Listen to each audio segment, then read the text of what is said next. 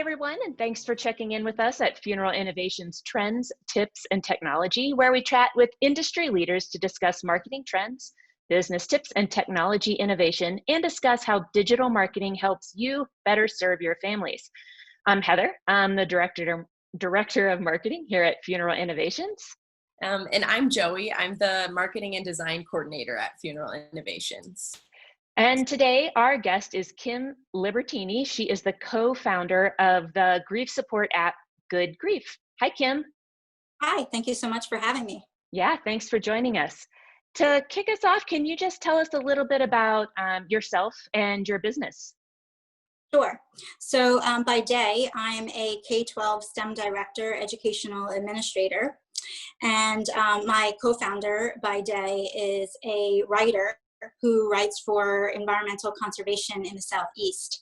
Together, we are two single moms that are deeply rooted in grief, and we are the co-founders of Goodgrief app. Excellent. And can you tell us a little bit about the app and how it works? Sure. Goodgrief app is a social network for loss. It matches individuals based on who they lost, and then tries to connect them through one-to-one in-app texting and photo sharing. Awesome. And so do you think you could talk a little bit about how the app got started?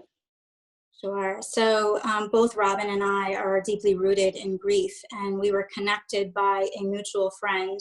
I had lost both of my parents, my mother to long-term illness. I had lost my marriage.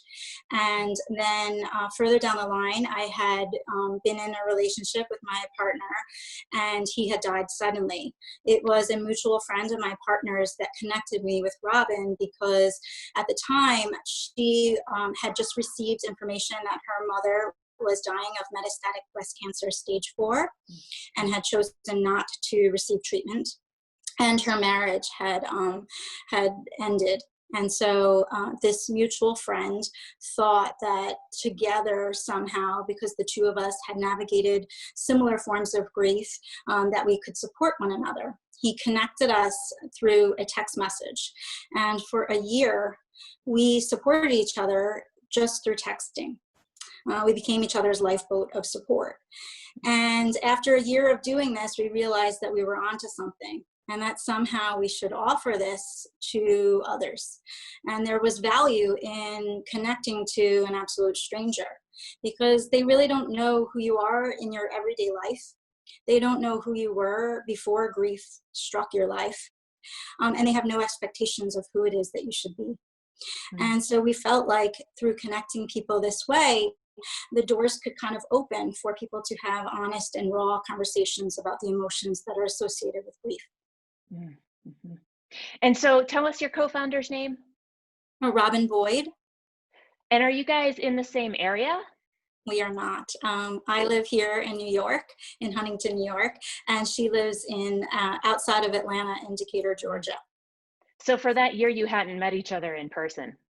That's correct. We had not met each other in that year, and we still have not met to date. So together, we formed this company, and we developed this app.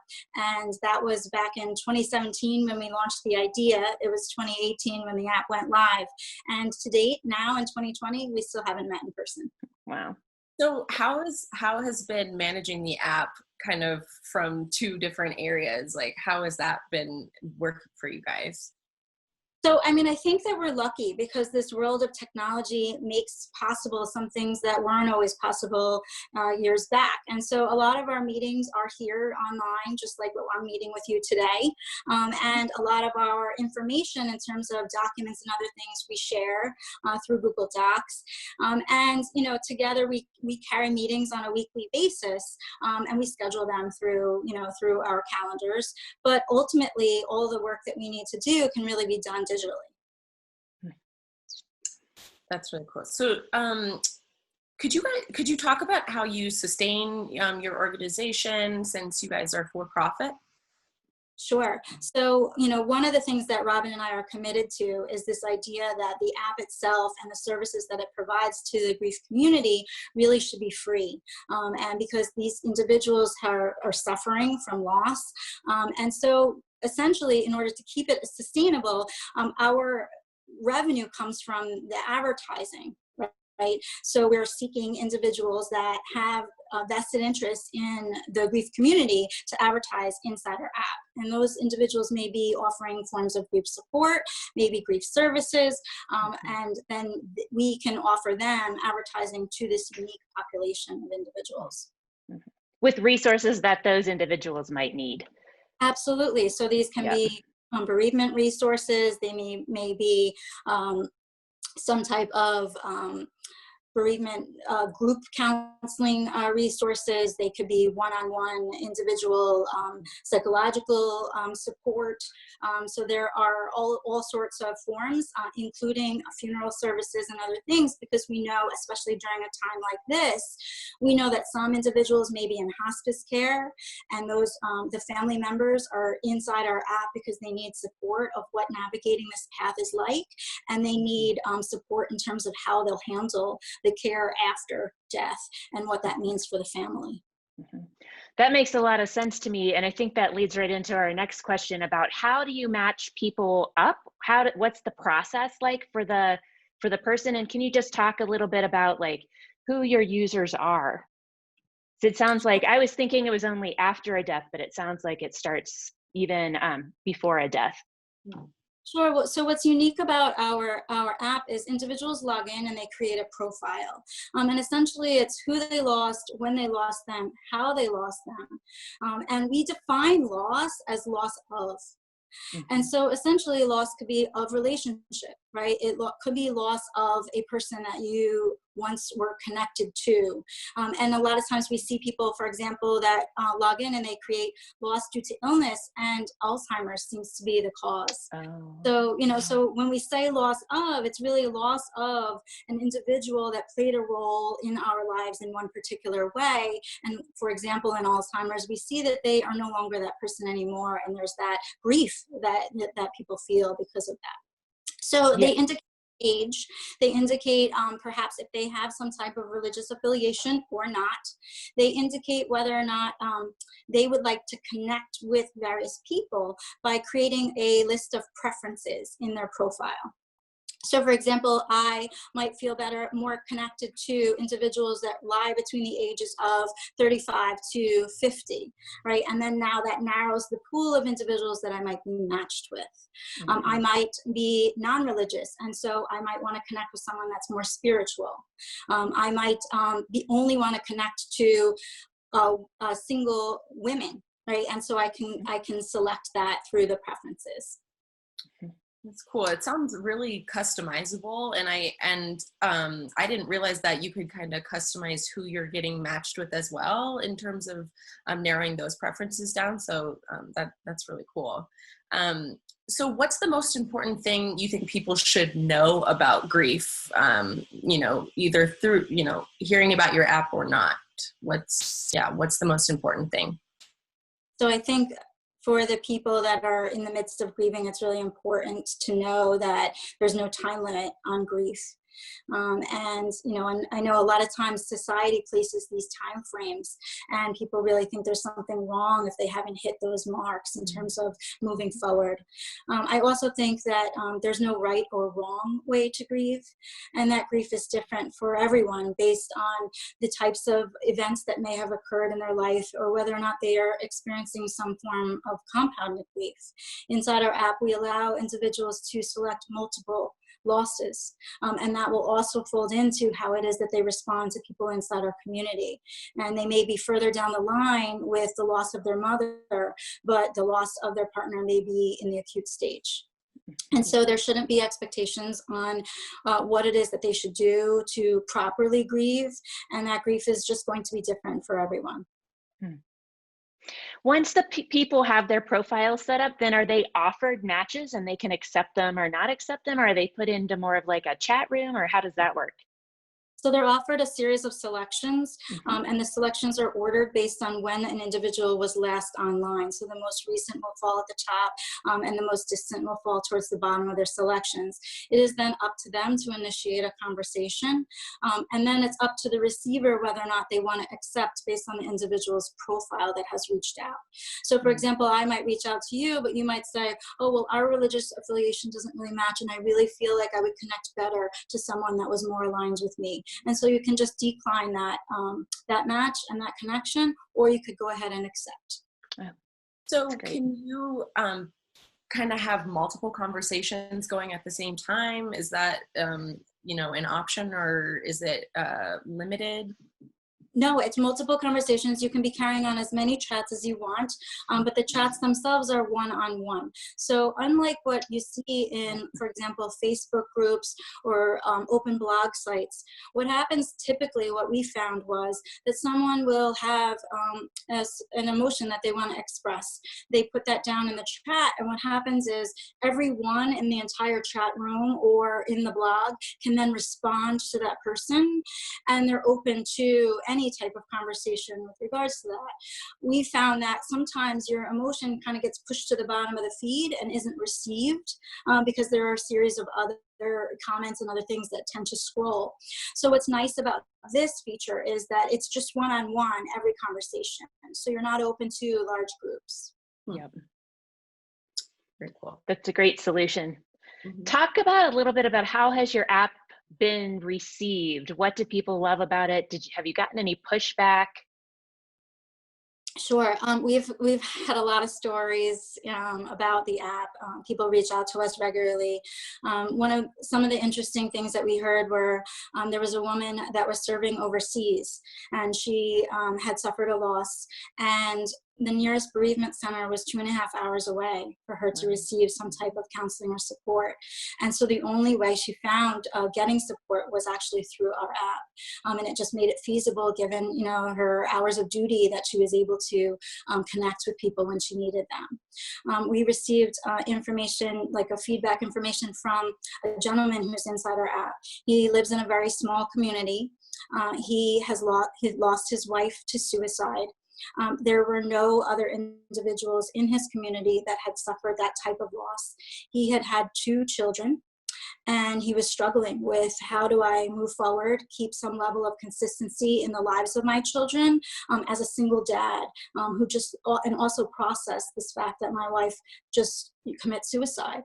And so he found this network of individuals inside our app that had also lost their spouse to suicide. And he felt very connected and supported, and they shared the joys of moving forward and, you know, and big milestones of their children, as well as they processed the experience of losing a spouse to suicide together.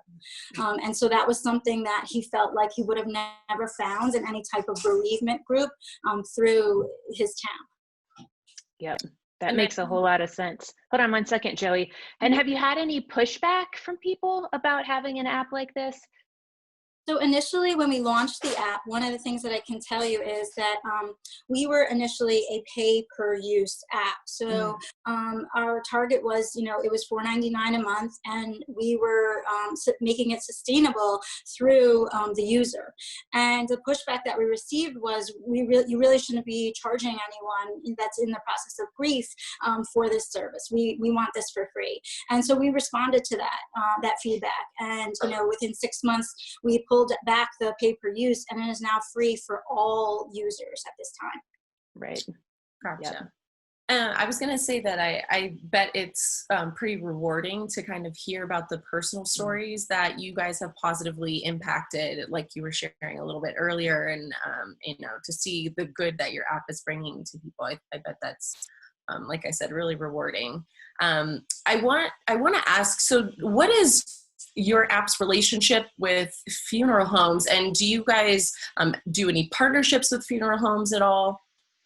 Sure. So there are a few local funeral homes that both Robin and I have reached out to, and they've been handing out our cards inside the packages that kind of go home with the families.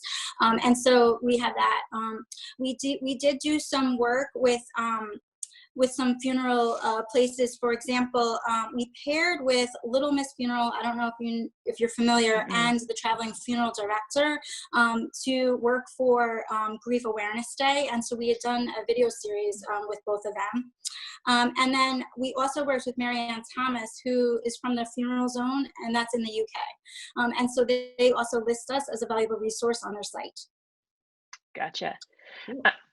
Yep. Is there something you think funeral directors can learn from what you've learned from your app? In terms of what we've learned from the app, I think one of the biggest pieces of advice to funeral directors would be that those days when families and individuals that have lost are going through services, everything is very foggy. There's very little that you remember about those moments. It's almost as if you're acting because there's these series of tasks that you need to complete, but you're not fully vested in the moment. It's, you know, it's a very like outer experience because the grief fog is so thick. And so I would definitely say to take care in careful explanation of the process. I would also say to write things down, because a lot of times there's this loss of memory with the severe emotions that are kind of going on with someone that's grieving. So having clear-cut directions and information provided to them for slow digestion would be good. And I also think that it's important to offer some type of support post-service. So to connect with other services that can support these families as they move away from the immediacy of the service to the processing of the actual grief. Yeah, that aftercare piece, we hear that is a very important piece too. Definitely. So I noticed on your website that you do a very good job of promoting the news stories that you guys have been featured in. Do you think you could talk about how that has helped your business? Sure. So, you know, we've been featured in a lot of different stories, Huffington Post, and we were on Fox News. We did CNN, HLN network. And what we saw was as each of these kind of rolled out, we could see a gigantic influx of user base in whatever areas of the country the posting was kind of serving or where it was showing. So for example, if it was rolling out in Detroit, we saw a large membership come from Detroit because our users actually in their profile indicate where it is that they're located. So we were able to trace it as it moved across the country. Before we get to our very last question, how do people get a hold of you, or how do they get a hold of the app if they want to participate, either as an advertiser or as a person who's grieving? Sure. So you can contact us through our webpage. We have a blog. It's blog.goodgriefapp.com. And there's a contact us button there. You can download us in the App Store, and we are also on Google Play. We're under Goodgrief. And then you just connect with it's the social network for loss. And you'll see our symbol. It's like the upside down teardrop. So that's our symbol in the App Store. Gotcha.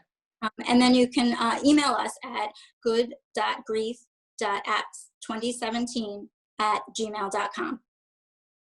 Great. Thank you for that, Kim. And this is our last question. We ask everybody this question. What's the biggest lesson you've learned from serving in this profession or this industry?